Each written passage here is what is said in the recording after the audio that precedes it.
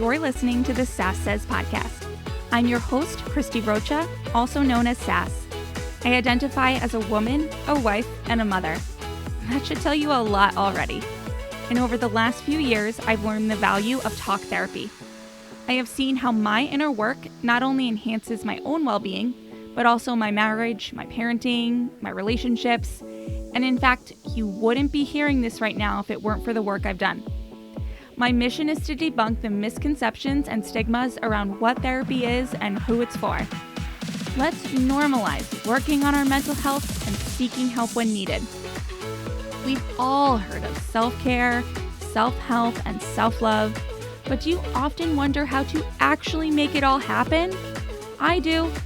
You'll hear strategy-based conversations with professionals, as well as inspiring and validating stories from women who are just like you and me. Think of this podcast as the weekly therapy sessions you didn't know you needed, with a dash of sass, a lot of vulnerability, and me, relentlessly asking, but how? Welcome to the show. Welcome to the new year. Let's get started. So today I'm introducing a 4-part solo series focused on self-care, sharing a bit about my story and a challenge for you. It's called Self-Care with S.A.S. I want to start with self-care and ask, are you as triggered by the combination of these words as I am? I can recall being a new mom, barely keeping my head above water, and hearing the message from social media, family, friends, whoever I came in contact with that I needed to, quote, make sure to take care of myself too. And what I took that to mean was to go get a manicure, go sit in a sauna, or have a coffee and a haircut. And while at times that may have been solely my interpretation of those suggestions, I know for a fact that those were the ideas that most had when suggesting that I go take care of myself. How do I know that? Because they would actually say, hey, why don't you go get a manicure? Have your hair done. Looks like it's been a while. And I would sit there and think, yeah, I would love that. But how? I don't understand. I can barely get through a day. And the thought of coordinating childcare so that I can go to a nail salon with nothing to do but sit there and think about all the things that I'm not getting done did not sound appealing. It also did not sound appealing to ask for help. I felt and still do at times like a burden. Yeah, I know. But the part that really gets me is that it feels like what started as a wonderful movement, right? Let's start the self-care movement. Let's encourage moms, women, anyone really, to slow down, take care of ourselves. The thing is, it's become a big old business, right? I imagine social media and marketing teams sitting around pondering, how can we get women to spend money in the name of self-care? Well, we make self-care expensive, and we make it commodity or luxury experience driven. So spa days, grooming, shopping sprees, personal trainers, bougie meals, lattes, boom, there we go. Don't get me wrong. I love all of these things. I really do. I love them. Not just middle of the road. I love them. But they aren't accessible to me all the time. I'm not affording all this as often as I need it. No one's affording all this as often as they need it, right? And most importantly, they just don't cut it. They don't get the job done long term. They're a Band-Aid. Yeah, sure, I feel great leaving a hair salon, but that high is just that. It's a high that I eventually come down from. I think these types of self-care rituals, practices, activities can certainly be part of our routine, but they cannot sustain us as the only forms of self-care. And again, I say that because of the expense, the time required, and really, if you're experiencing the level of stress, exhaustion, and burnout that I am, these sort of surface level acts just aren't enough. So, what is enough? I don't know. I'm honestly at the point where I find myself asking, will anything be enough? I don't know. That doesn't stop me from trying, darn it. But a big part of starting this show was to be able to ask my guests, but how? How do you self-care? How do we self-care? How do I do it? And many of them start by suggesting that I slow down. We don't take enough time to think about what we really want. We don't slow down long enough to ask ourselves, in an ideal world, what does self-care look like for me? What does self-care mean to me? And most importantly, how can I access self-care on an immediate basis? There's a reason the marketing behind self-care as expensive experiences and commodities works. And that's because without slowing down to ask ourselves these questions, it's easy to fill the gaps with these types of activities. Or worse, think that these are the only activities available.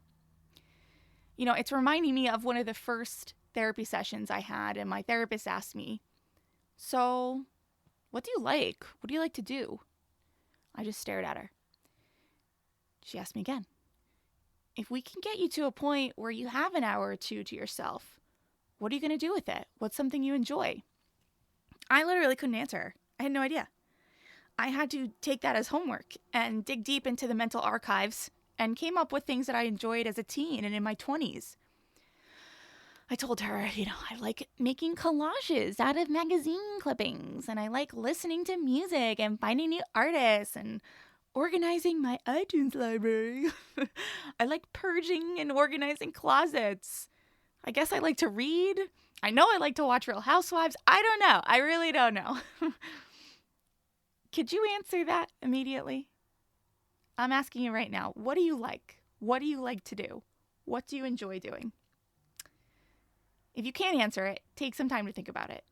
Think about what you like doing versus what you have to do. And I've learned in my own therapy and from my guests how self-care can and actually needs to be part of our daily, immediate lives in accessible, free, and easy ways. Again, not saying we need to do away with spa days and manicures. I do love them, but we need more than that. So I'll give you some quick examples of how I've implemented self-care in my daily life. 1, at the end of the night, when I'm really tired, I'll look around at all the cleaning, tidying, and chores that needs to be done, and I'll ask myself, what will tomorrow, Christie, be so happy is done? And I might look and go, tomorrow Christie won't mind if that pile of mail is still on the table, but she would be absolutely delighted if the sink was empty of dirty dishes and clean. And sometimes tomorrow Christie wants it all done, and so I do it. Sometimes tomorrow Christie wants 1 out of the 25 million things done. But picturing myself the next day experiencing the satisfaction of the task being done actually helps me get it done in the moment prior. This is one of those things that sounds maybe too simple or too easy, but I'm telling you, give this a chance. Talk to your tomorrow self. What does she want? What does she need? What can right now self do for her to set her up for success? Second, I keep a set of headphones and a speaker on the first floor of my house and a second set on the second floor of my house. And that is because I have now made it a habit of I will never really do any domestic chores without music or a podcast playing. Yeah, things need to get done in our homes, but they can be more pleasurable experiences with audio. This also helps me to know how much time I'm spending on the chores or activities. So sometimes I might say, oh my goodness, the playroom is a disaster, but I'm only going to do as much as I can get done in the next 2 songs. And sometimes I go ahead and finish it anyway because maybe the music's good and I feel like, I'm almost done. Let me just get it done. And sometimes I honestly don't. I will just stop. And setting it up ahead of time just gives me that permission to stop or to keep going because I want to, not because I have to. And number 3, I've now been told by almost everyone on my show that taking deep breaths is self-care. And I truly try to remember this as often as I need to, especially when toddler tantrums are involved. Breathing is free and accessible. And again, it sounds too simple to work, but I'm really trying. And number 4, last, certainly not least, therapy. I talk to my therapist on a weekly basis, sometimes twice a week. Yeah, and being able to vent, I mean, you hear it all. You hear it all in the show, the benefits of therapy. I can vent about what's going on.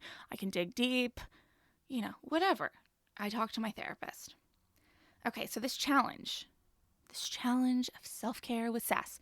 So let me explain. S.A.S.S in this case stands for Stop, Assess, Simplify, and Share. Right?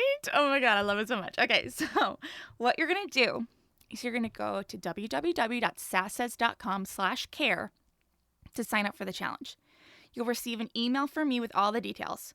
Listen, this is totally doable. It's only 5 days, and it may only require up to 5 minutes of your time a day. You can do this. So, the challenge is meant to encourage habitual, accessible, and realistic self-care acts. It is not meant to feel like another add-on to your to-do list. I know that for me to take time for myself, it often means that my kids are in the care of someone else, and that just makes me wiggy. But this challenge is going to show and encourage you to take moments of self-care when perhaps your kids are in the next room, or in between Zoom calls, or when you're walking from one room to the other. Self-care can happen anytime, anywhere. So, say, for example, you have a stressful work call and you're feeling overwhelmed. You're going to stop, assess how you're feeling, and think about what you need.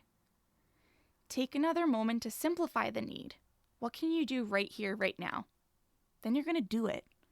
And then you're going to share it with me and the others joining you in the challenge on social media by tagging me and using the hashtag #selfcarewithS.A.S.S.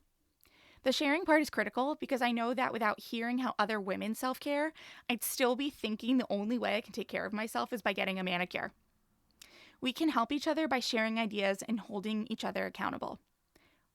We're in this together. And part of the challenge, and if you're freaking out and you're like, I don't know any self-care habits, I don't have any self-care habits, or I don't think anything I do is self-care, like, first of all, that's okay. That's why we're here. Every day in your email for 5 days, you're going to get options from me. You're going to get options varying in the amount of time that the activity or the practice is.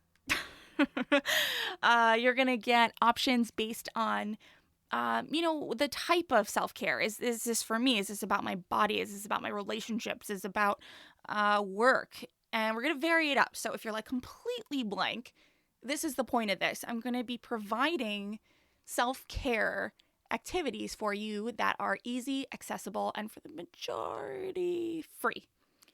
I might even go as far as to say they're all free. I don't know. I'm still writing the rest of this as I'm recording this.